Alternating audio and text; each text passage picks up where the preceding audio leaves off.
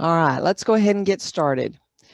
Good afternoon or morning. It's still morning. To me, it's afternoon. Uh, welcome to this month's TAMI webinar. I'm Dorothy White. I'm your Vice President, and I'm Public and Media Relations Director for the City of Garland. I will introduce our esteemed panelists here in just a moment. As you know, we're talking about awards this year, this session. So a quick poll, Tristan will put this up for us. How many of you enter the awards each year?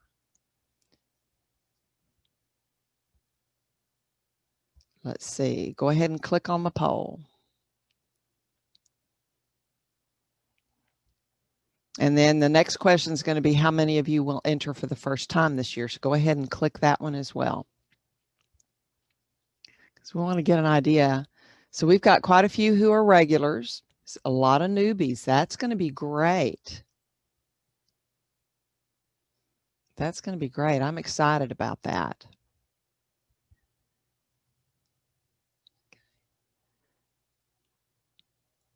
All right, that's great. I'm going to share the results right quick. Oh, wait, you're sharing them, aren't you? Yeah, okay, y'all can see them. Very good. So a little more than half of us on this webinar do this regularly, and you're accustomed to this, and just a little fewer than half will be doing so for the first time, which is very cool. I'm very excited about that. I want to give you all a moment to share with us. Raise your hand if you have something you want to answer on this. What motivates you to enter the awards programs? If you've got a thought you want to share on that, this is for you, the attendees, not the panelists. What prompts you? What motivates you to enter? Anybody got any thoughts? I'm not seeing any hands up.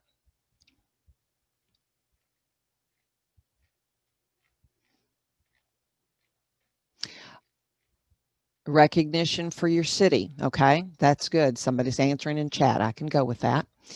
Recognition for city. How many do you like to also enter just to get some good feedback from some other folks that you may not know well? Yeah. Yeah. Okay, Matthew, let me find you right quick.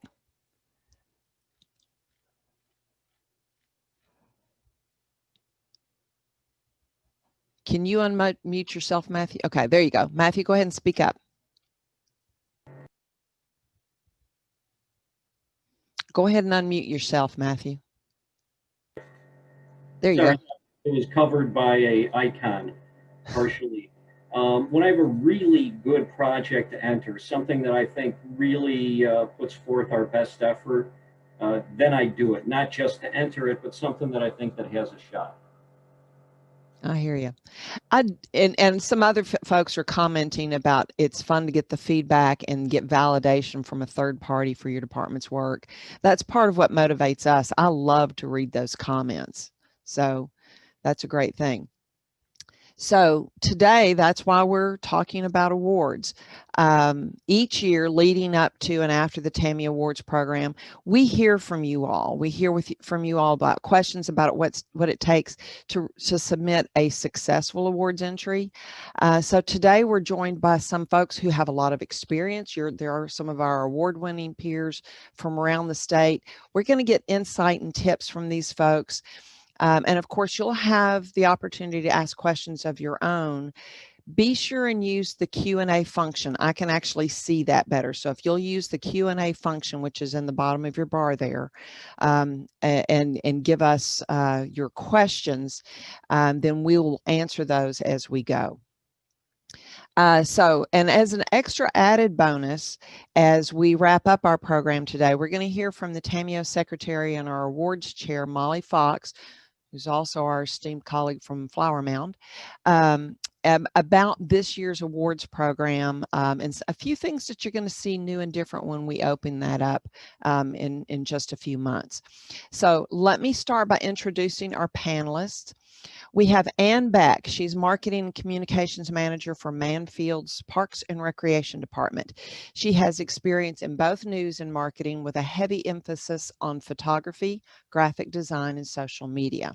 She is a certified public communicator as well as a certified Parks and Recreation professional. So that's a lot of letters behind her name. Recent awards include special events from TAMI, 3CMA, and TRAPS, which is Texas Recreation and Park Society, promotions and marketing excellence from TRAPS, state and local, and social media campaign and graphic design from 3CMA. So everybody wave a hand at Ann. Our next panelist is Shannah, Hayley, Director of Communications and Community Outreach at the City of Plano. Shannah's pursuit of living life to the fullest has taken her all over the world with various communications-focused jobs, from teaching in Kenya to consulting in the United Kingdom. And so she now serves as Director of Communications and Community Outreach for the City of Plano, the 69th largest city in the United States. Her team is nationally recognized for its video work, ranging from commercials for events like Texas Recycles Day to many documentary features like Plano by Air to educational series like Ask Plano. Other notable award-winning projects include trend-jacking campaigns like It's a Little Plano in Here, resetting public narrative through Traffic Woes Press Relations, and its in-house Live Green in Plano logo refresh. So welcome, Shannah. Also on our panel, Maggie Holman, who is Public Information Officer for the City of Pflugerville. Maggie joined the City of Pflugerville after graduating with her Master's in Strategic Communication from TCU and has worked there for 3.5 years. She started as a Special Event Coordinator, where she won the TAMI Award of Excellence and 3CMA Silver Circle Award for Best Recurring Special Event for the 2018 Fall Chili Fest. I guess that's how you say it, right, Maggie? And a TAMI for her tourism brochure. So since joining the City of Pflugerville communications team, she has helped write 7 award-winning TAMI applications, as well as winning applications for 3CMA and the Golden Post Awards, where the City of Pflugerville was a finalist this year for its use of Facebook Live. Maggie is now the City of Pflugerville's Public Information Officer and coordinates marketing and public relations for all city departments, including police. So welcome, Maggie. Kelli Lewis joins us from the City of Carrollton. She is Marketing Director and Public Information Officer. She oversees communication and branding efforts for the city, including a wide range of programs and campaigns featuring websites, social media, media relations, advertising and marketing, video programming, graphic design, and much more. Lewis is a seasoned communicator and recovering ad agency executive. I like the way you put that in your bio for me, Kelli. She holds a bachelor's degree in psychology and advertising from Southern Methodist University and SMU's Tamerlan Advertising Institute for Education and Research, as well as a Master of Arts with an emphasis in business marketing from the University of Texas at Dallas. In her 13 years with the City of Carrollton, the marketing team's work has been recognized by state and national organizations such as National Association of Government Communicators, International Festival and Events Association, City County Communications and Marketing Association, Texas Association, TAMI, and Texas Festival and Events Association, within categories including graphic design, digital interactive, printed publications, and most creative with least dollars spent, promotional videos and publications, marketing plans or campaign, use of social media and media relations, and more. Whew. I'm tired now. And Brian Ligon joins us from Mont Belvieu. We've all known Brian for a long time. He's won a lot of awards with other cities as well as his new place. He's Communications and Marketing Director for Mont Belvieu. After graduating from Baylor University, Brian spent 17 years working in broadcast television, specializing in production and marketing. In 2012, he began working for the city of Round Rock, where he found a passion for government communications. In 2018, he and his family moved to Mont Belvieu so Brian could become the city's first full-time communicator and spearheaded the marketing behind the launch of Texas' first broadband internet utility, MB Link. Brian has worked hard to bust the stigma that government communications is dry and boring, and I can attest to that personally, Brian. Those efforts have resulted in multiple state and national awards. So, welcome to you all. I'm so glad y'all are part of this panel. Let's get started with a few questions. First, I want to hear from you all about how you select the projects or productions you plan to enter. What makes a project stand out for you? Do you sometimes go into a project thinking, you know, this one could be a winner? I want to start with Shannah. Hey, everybody. I think that's a really good question, Dorothy, because I can be a contrarian when it comes to awards at times, because I don't submit awards just to submit awards, honestly. When we do projects in-house, for me, the important thing is the project meeting one of our strategic objectives? Is it meeting one of our goals? Is it fulfilling all of those SMART characteristics that we've associated with the goal?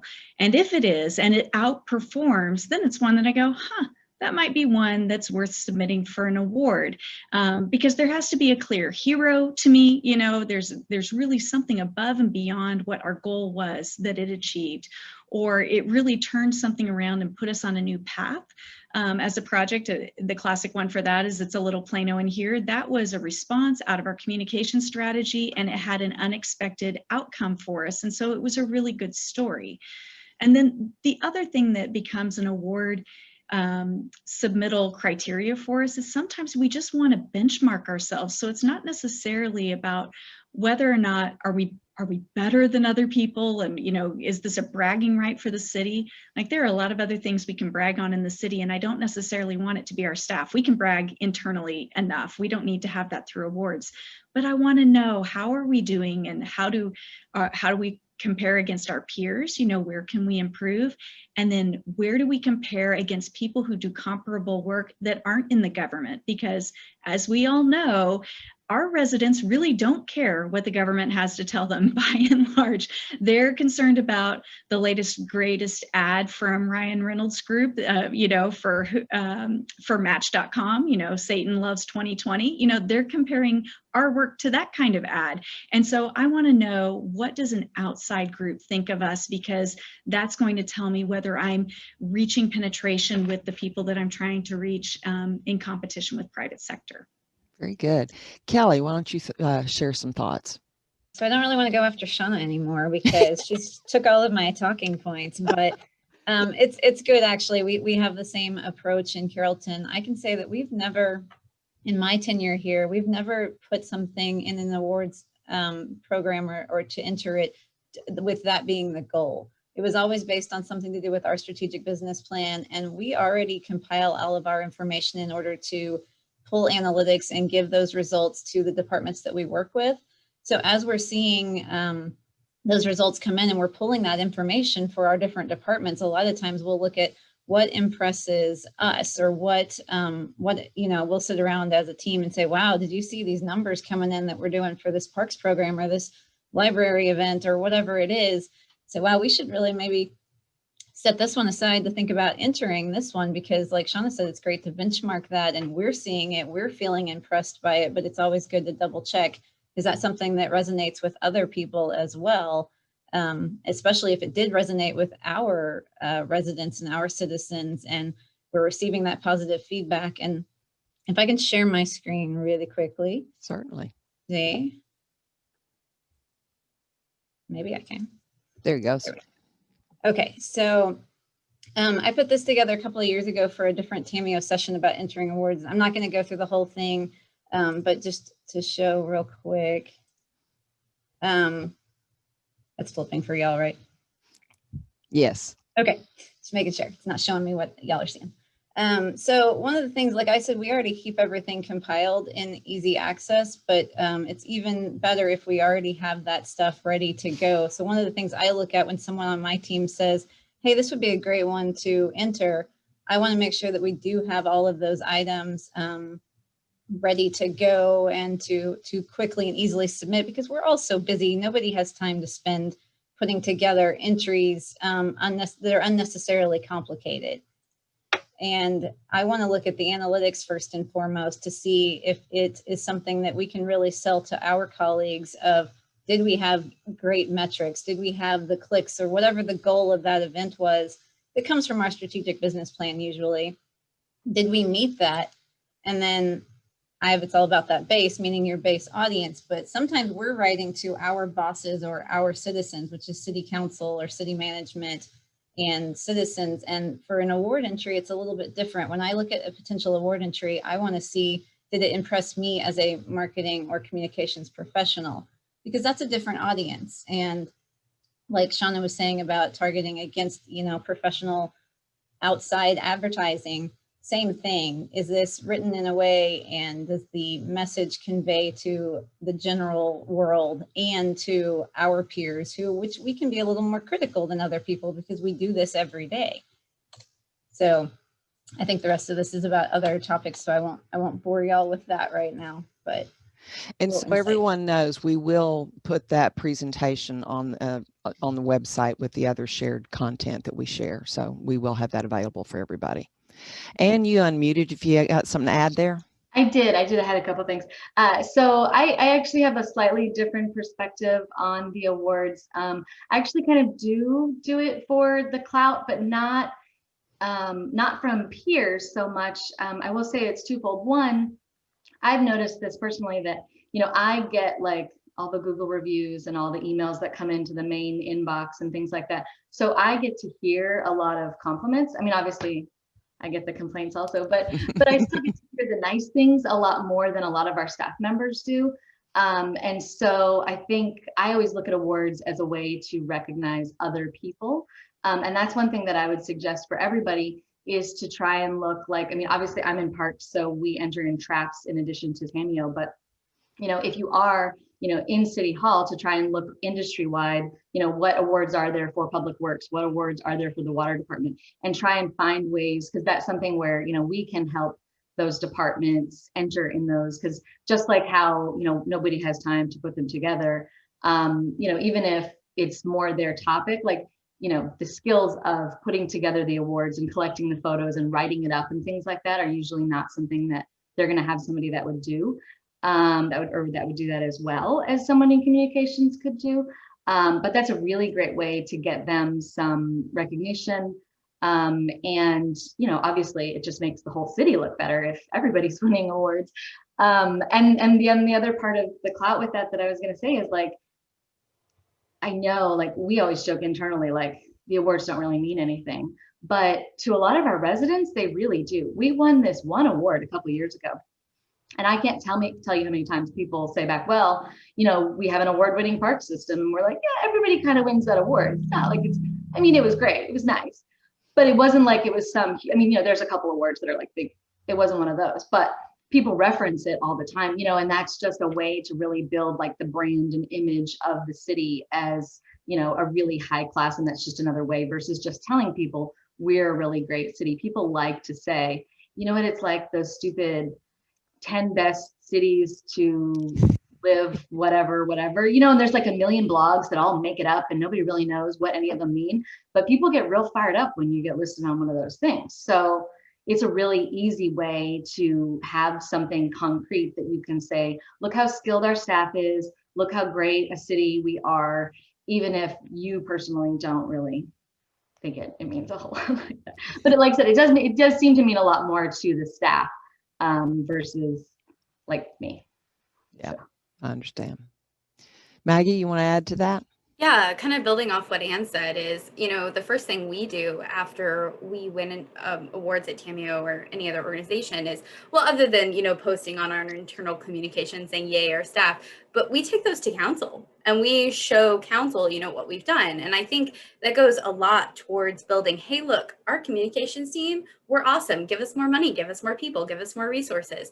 It builds that. But also I think, and Anne kind of dived into this with talking about like Money Magazine and like abcsecurity.com or whatever, these random websites decide to award us with. I feel like these awards and, not only TAMIO, but also TRAPS and, other, department specific awards programs, they give us the ability to control the message around what we're good at. So instead of someone else choosing to randomly nominate us, we're highlighting what we want to be proud of. We're entering it in, we're winning, and we're setting the narrative. And I think that's a really important way to make sure that we're actually really talking about what we're proud of instead of what randomly another website has decided to include us in. That's great. Brian? Just real quick, I wanted to kind of expound upon what Maggie said. Sometimes it can justify our existence.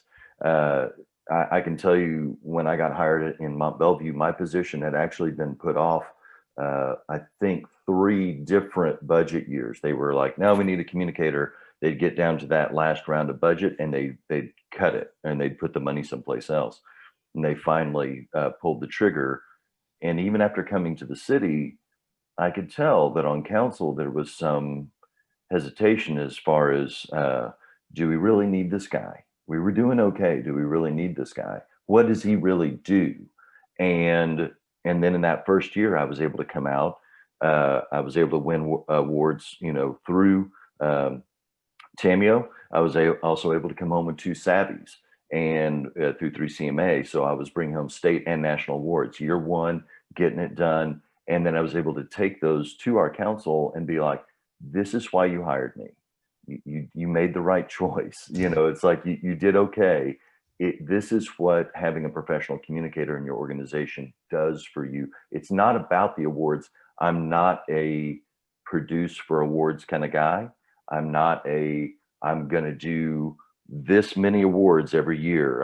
It's like really the content drives what I submit, but what I submit should be that good. And so it was a nice way for them to then go, okay, we get it. We get why he's here. Dorothy, if I could just jump in really quickly. Sure. I just want to summarize for everybody. I think what you're hearing is very valuable. There are many types of strategic goals, and it's okay to say one of our goals is to build credibility as a department so that we can get additional resources, depending on where you are in your journey with your jurisdiction. Or it may be if you're like Plano, it's just an interesting time. And we went through a period where our council wasn't really interested in awards so much, but they did want to know that our work was high quality.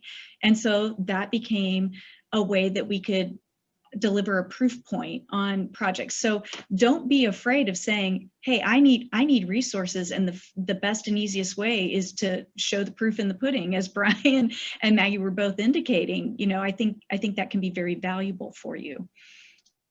I agree. And forgive me, I'm going to share a quick little story too. We had a spot that we produced a few years ago that a couple of our council members really hated and said so publicly. So it was a good spot. We were proud of it. We entered it and won like 2 or 3 different awards with it. And we just kind of tossed that out there for them. I never heard that from them again. It was nice. Okay, so now let's talk about, you've identified your entries. How do you prep the entry itself so that it's effective for a competition? I'm going to start with Anne. Okay, so my first step is always to start a Word document, to start writing it. And I usually just copy and paste whatever the criteria points are on it. A lot of the entry forms is like a fillable form, but I think you never want to type it directly into that. So start with a Word document. The other nice thing about that is that a lot of times, when you have different organizations and things, you're going to enter the same usually when you have one great project, you're going to enter it lots of places. So if you can kind of get all your thoughts together and all the information together first, it makes it a lot easier to do the subsequent awards when you've already got all the base information there. But then once you start actually doing the award for the specific category, one of the biggest things that I have learned, and this is both in entering and in judging, is to have literally bolded headers that are the specific criteria. So if it says, you know, accomplish the goal, you know, that's literally what I put as the subheading there. And then again, just like I think most communicators used to be journalists, so, you know, remember that little inverted triangle, and that first sentence or two really needs to explain every single thing about that criteria point. And then you keep going on there, and then you add in all the fluff and all the things. But a lot of times people are judging, they don't have time, and they're just going to scan it. You want to make sure that what they scan really hits the points. And even if you end up repeating yourself multiple times, you don't want to make somebody hunt through your text and find, did they actually accomplish blah, blah, blah goal. So the more times you can repeat it and very specifically say, and I know there was one time where I don't remember what it was I had entered, and the TAMIO and the Savvy Awards are very similar, but there's one category where one of them splits it up or something. They're almost exactly, but not quite. And I had basically left the same entry, and I got counted off as 0 points in the one where it was split up because I hadn't hit that point, but really it was just in the other paragraph, but the way it was written, if you didn't really read through it, you didn't know. And so again, I was just lazy. So you format exactly for what you're doing, but as many times as you can specifically, even when you feel like you're being dumb, but to say, you know, we accomplished blank goal by blank, blank, blank, and then get into all the fun wording and all that kind of stuff. Because again, like I said, I've judged a lot of entries, and you know, depends on the day and the mood of how detailed I'm going to read it and that kind of thing. And so you really want to be sure that people don't have to try too hard, you know. And on that point too, even just little simple stuff like typos and things like that kind of thing just looks sloppy.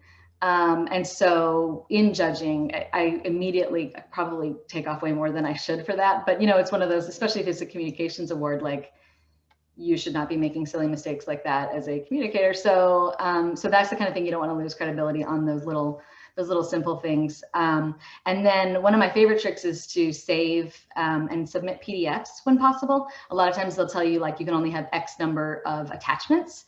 So rather than attaching one photograph, I'll attach a PDF that's maybe 2 or 3 photographs together, like in a little collage, so that I can sneak extra pictures in there because people love visuals. And also I will also on PDFs include like a screenshot of a video and then actually hyperlink it in there so that maybe they'll click on it and maybe they'll see the video, and maybe I'll cram a little bit more stuff into there. So if you're limited on what you can put in, that's a really sneaky way to kind of cram a lot of extra little things in there, because it can't hurt to have more information than you need. You know, everybody responds better to visual things anyway. So yeah, so I think that would be okay. Answer it. That's great. Maggie, do you have some other ideas? Yeah, Anne said a lot of great things that I completely agree with. I think, you know, she mentioned, we kind of all referred to this, but I think we're all marketers, writers, many of you are formal journalists. So we're all strong writers. How do we stand out?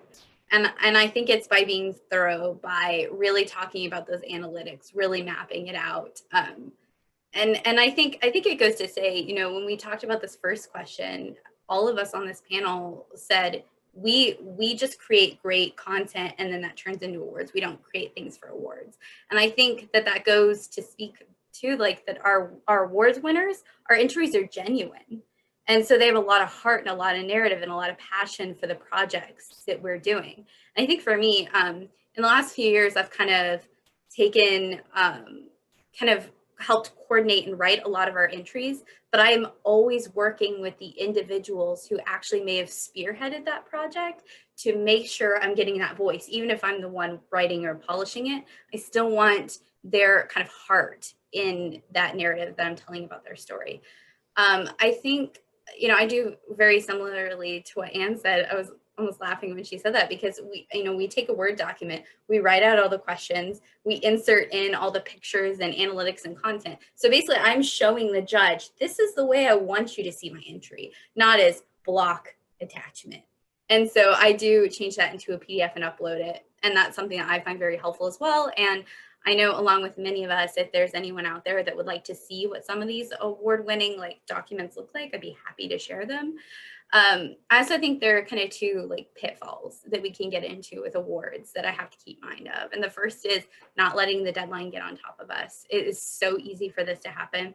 I know that when the 2020 awards program was canceled, I almost went, oh, thank you, because I had just not even started. I had been pushing it off and pushing it off because of everything that was going on in our community. So don't let those get on top of you. We know this is going to be a busy year.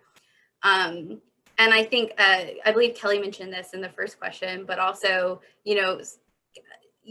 capturing things and writing things up as you go. If you are in a moment and go, wow, this is a big moment. This is something I'm going to want to enter as an award. I'm going to want to tell other people about. If you can capture some of those analytics, capture some of those thoughts, that narrative, so that you're not having to, especially this year when we're doing basically like 2 years of awards. So you're not having to go, okay, what was I thinking 2 years ago when I worked on this project? So that's always beneficial as possible. I keep a couple of folders on my hard drive, just, related to projects I think might be strong awards. And then I also think we talked about this a little bit as well, but a lot of us submit the same projects to multiple different awards programs like 3CMA and TAMI. As easy it is to copy and paste, I know Anne referred to this, I resist the urge to copy and paste. Because, as she referred to as well, it's really important to look at the criteria that each awards program has and make sure you're using the language of that criteria, the language of the questions, and that you're actually answering the question. Because with those deadlines back to back, it can be real tempting to copy and paste your TAMI entries to 3CMA and just avoid doing it if you can. Just really take a second to go back to what the awards entry is, what they're looking for, and do it over again if you can. I also think this might be a little bit of a hot take, but I don't think you necessarily have to be a great writer to write a good awards app. And I know a lot of us, myself included, are also, in addition to writing awards applications for, our communications programs, I also assist our Parks and Rec staff in writing their TRAPS applications. I do a lot of editing for them. I really help them become strong applications. And I think that as long as you are thorough, as long as you are data driven, and as long as you can really over describe what you're talking about, because either, you're going to potentially, if the judge knows what city you are, they might not be familiar with your city or your program, or it could be an anonymous. They don't know who you are. So you have to really over describe. Sometimes we take shortcuts and we don't really explain because we just assume familiarity. I think in 2019, when I did when I won for Chili Fest, one of the things I had to actually sit down and go, wow, this is such a well-known event, a well-known program in our community. What is the vision and mission of this? Like, I had to actually sit down and write that out because I took it for granted. And I had to really convey that. And I think that can be hard, but that's what makes a good awards application, not necessarily just being the best writer in the world. So build those connections with your other departments too, if they're writing awards applications, and help them make those really good. I think we as communications people, our job is often to make other departments look good. and in awards, it's true for that as well. Okay. Brian, you had something to share. Yeah, I was just going to say that I may be the anti-Ann and Maggie now, just because, and for anyone that's ever seen my desk, that's probably not a surprise. But I do, but I will say I agree with them. I do have folders on my desktop that when materials, when a project starts to take life, it starts to catch fire, and you start getting the rate, and my antennas go up, and I'm like, I may have done a thing here. A thing may have happened. I'll start chunking things, even disorganized, just start throwing things into that. It just says like awards. And now I've actually gotten organized enough for where I have one that says, by year or by organization, but I chunk stuff in there, and then I'll go pile back through it come award season and be like, oh yeah, I'm glad I screen capped that. Oh, I'm glad I kept that. And I start grabbing those things. But I do a couple of things that are a little different. No matter what project we're doing, almost everything has comments attached to it now, good or bad. Almost everything has a comment attached to it.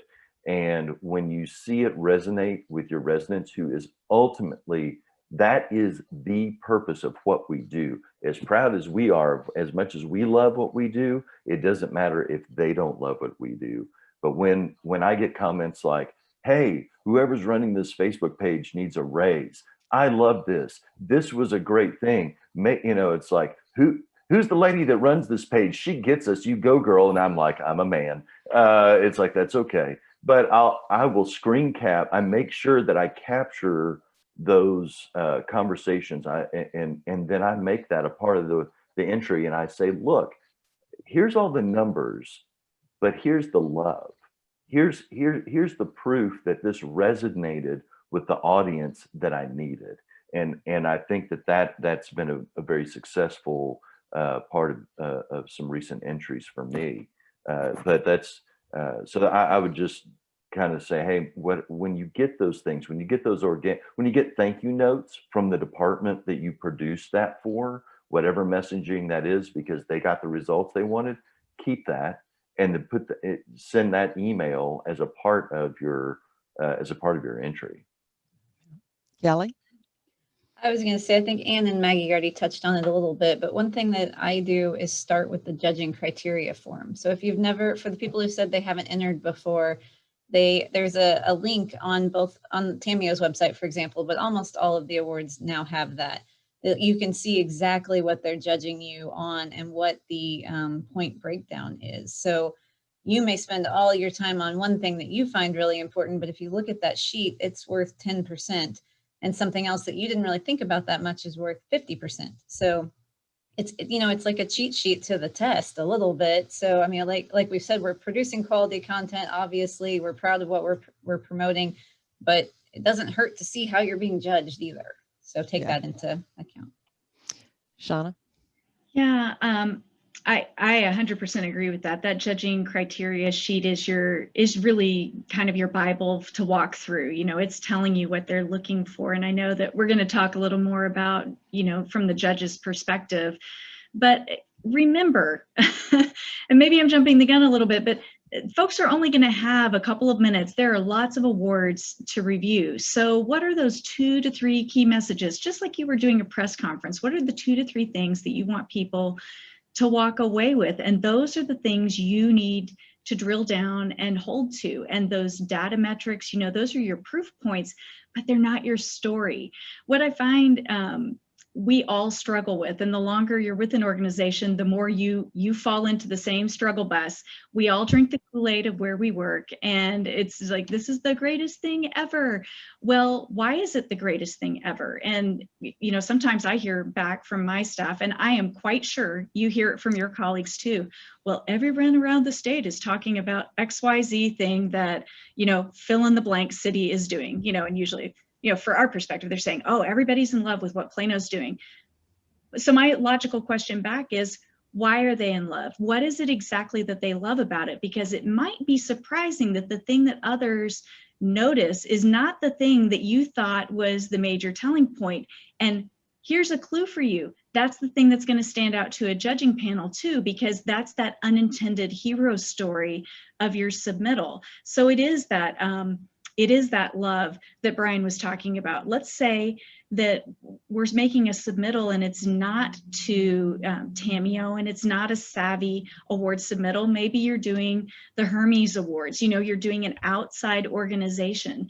Well, they have a completely different perspective, and they may not understand that getting any kind of love back from a resident on social media is a major communication goal because trust in the government is low.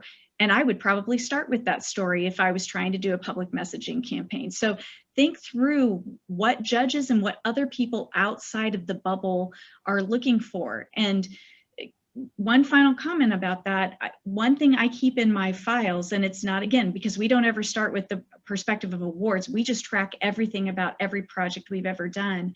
We have a project kickoff form, and that's because I have, a large staff, and I have 3,000 people that work for the city of Plano, and sometimes it feels like we have 3,000 project requests a day as well. So, you want to do a project and you want resources from communications, you're filling out a project inception form. And it's really helpful because it helps us all collaborate and have clarity on what we're trying to achieve. You're identifying as the user. So if it's somebody from our Parks and Rec department or engineering, you're telling me what you want to achieve. Stop telling us what to do as communicators and tell us what you want to achieve, and then we collaborate together. And we document all of that on the inception form because we work through that together. It's not fill out the form, submit it. It's a conversation point. We save that, and then when those unintended consequences come back, we can go back and look at the form and go, oh, wait a second, this is what we were trying to achieve,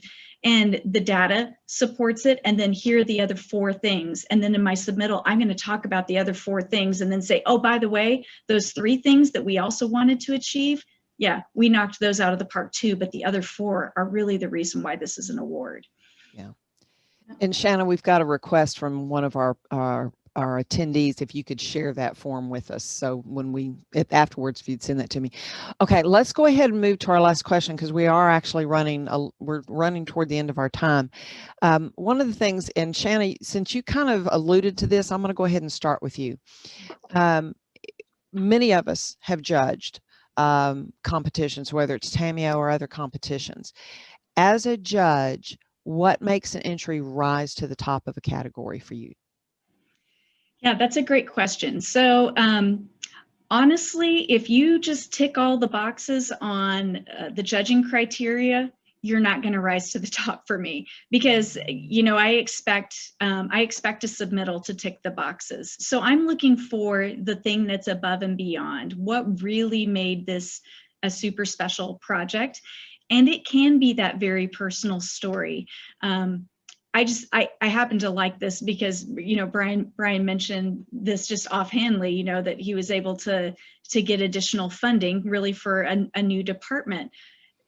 If I was doing an award submittal, let's just say I might pick that as my unintended consequence, that not only did we achieve the goals, but in a very tight budget cycle where there's greater competition for resources, we were able to quickly establish credibility for our department and collaboration with our, let's say this is for outside government, with our board of directors, which in the government world is considered the city council. And this was a major achievement, which allows us to move the communications effort forward. If I was a judge reading that as an outside group, I'm going to put that in a special pile of, wow, they really did something above and beyond. And this isn't just a video project that was executed on Facebook. This was something that delivered far and above. And that's something that makes it a hero story. And a hero story is what wins an award, not merely doing great work. If you thought you had a good project and you submitted it, congratulations, you did great work. What's above and beyond that? Brian, any other thoughts? For me, when I've judged entries for other contests, it really comes down to 2 things. I hate to disappoint everybody. If you spend a whole lot of time making a PDF file that has this amazing cover page and everything's designed like a magazine, I hate to tell you, I'm not reading it. What I care about is I go straight to your content. What is the entry about? And then it comes down to heart and execution. And I will admit, there have been so many entries that I've had the pleasure to judge that have inspired me to do something better or different. There have been entries that have made me cry. I think of one in particular from the city of Austin. That was a video that was submitted. Usually long form video projects, I'm like, I check out pretty quick. I'm like, come on, man. But this one, it grabbed me from the get-go. I watched the entire thing. And by the end, I'm just sitting at my desk and tears are just streaming down my face. And I'm like, that's what we're looking for. That's a difference maker. And that's what it comes down to. I want to get captured by what the actual entry was, whether it's a graphic, a photo, a video, even a press release. I want to see what that content is, have it grab me. Then I'm going to go and say, okay, what, show me now that I've got you on my short list, what makes you 1 or 2 or 3? And that's really what it comes down to. And whether everything was done on InDesign and is laid out perfectly, I don't care about that. I don't care about how much money was spent. I care about your execution. I care about your heart. And if it got the results that achieved, and you touched your community, or you achieved your client's goals, that's a winner. That's good. That's very good. Well, as we wind toward the end, obviously, if there's any more questions out there, please go ahead and submit them on the Q&A function. But I want to, first of all, I want to thank all of you for sharing your experience and your insights, and the extra documents, the PowerPoint that Kelli had, the form that Shannah has, will be they'll send those to us, and we'll get those uploaded onto the TAMI website so that you can have those. And I know that these folks will be glad to visit with you. If you have more questions or really want to pick their brains more, I know that each and every one of these panelists will be delighted to visit with you. This is a great crew. We are very blessed in this organization with the type of networking and idea sharing that we do in this group. I now want to call on Molly Fox. She's Director of Communications for the town of Flower Mound, and she serves as TAMI Secretary, and as such, oversees our awards program. And Molly, we have some interesting updates this year. Why don't you give everybody a preview? Hi, everyone. I hope you're having a great day. We do not have everything nailed down yet, just because a lot of that is decided at our board retreat in January. But I do have some exciting news for you. So as you guys are aware, our 2020 awards were canceled for a very obvious reason, but we want to keep that eligibility period open. So anything that basically was created on or after January 1st, 2018 will be eligible for the 2021 TAMI Awards season. So I hope that helps you with your planning. So just anything from almost 3 years ago. So if you guys can remember that far back, I know COVID has damaged my memory. So hopefully that'll give you an idea of what you'd like to submit. Also, if you participated in my awards survey that we sent out, I believe it was in September, talking about COVID specific categories. Now that is to help prevent some of our normal awards categories from being overtaken with COVID-19 specific type entries. Not to say that those won't be in some of our entries, but we wanted to create some specific award categories for that because this was such a unique year. The awards committee decided that we will have 3 categories this year.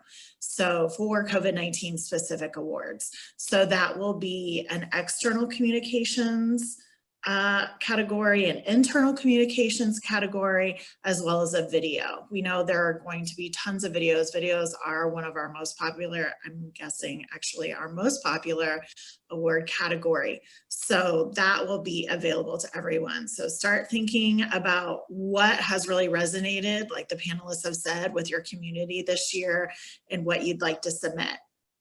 My final announcement, we do have a new category that will hopefully be keeping around for a while, and that will be most innovative. So if you remember, this category came as an idea from one of our awards committee members, and he had the idea from Alexa.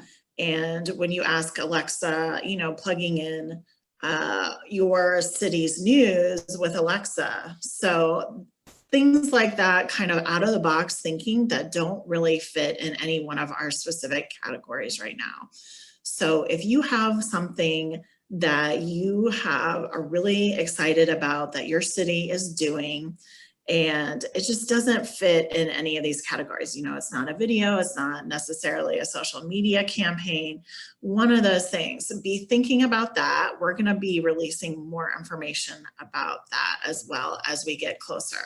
I believe, Dorothy, this is the first year that I'm taking the reins as the over the awards committee. Dorothy has done such an amazing job these last few years. So this will be my first year going through it as well. So we're going to be sending out lots of information as we go, so you guys don't feel like you're in the dark, just like Dorothy does. And so as we get closer, I believe normally, Dorothy, correct me if I'm wrong, but I believe the awards season starts opening up in February, and then it closes around, I believe last year, if we would have gone through with it, the closing date was in April. So if you guys have any questions, you know, feel free to reach out to me. In my email address is molly.fox@flower-mound.com. And I'm here for you, but we'll send out much more information, like I said, as the award season gets closer. Excellent. Thank you, Molly. Yes, it's going to be very exciting. We hated not to have the awards last year, but Maggie, you weren't the only one who went, oh, good, I just haven't had time to think about it. And that was part of the driving force behind it. But as such, I'm very thankful to Molly and the awards committee for coming up with these ways to continue to recognize the work that might have gotten recognized last year, as well as moving forward. So I'm very excited about this. A few other announcements. We have a new TAMI Thoughts blog post. Region 1 Director Victor Wade is sharing some insights he gained during his recent website overhaul. That's now available on the TAMI website. If you have topics you'd like to share about, please pass those along. It's not by assignment. We really welcome hearing from our members about special things that you might want to share in a blog post. We will continue our webinar series on January 12th at 11 a.m. You know, most of us are looking forward to seeing 2020 in the rearview mirror. Well, next month, we'll have speaker, author, and coach Julie Alexander help us do a reset and refresh for 2021. I think we all need that. You'll get some practical tips that you can use immediately to get the year off to a great start. We'll have more details on that coming soon, so watch for that. And speaking of webinars, we are always looking for your input on topics that you would find of interest or that you really want us to put together. So if you have topics you want to suggest or request, email me directly, dwite@garlandtx.gov. My email, and of course the entire board's emails, are on the TAMI website. And as you've heard mentioned before, your board is already working toward our June 2021 conference. So watch the website and our Facebook group. We'll have important updates coming up in January and February for you on that. So with that, I thank you all for being here. I thank again our panelists. Y'all did a fabulous job. I was sitting there going, okay, let me remember that. Let me remember that. So thank you all. We look forward to sharing ideas with all of you through our various Facebook groups and emails and blog posts and everything. So keep in touch. We'll see you all next time. Thanks.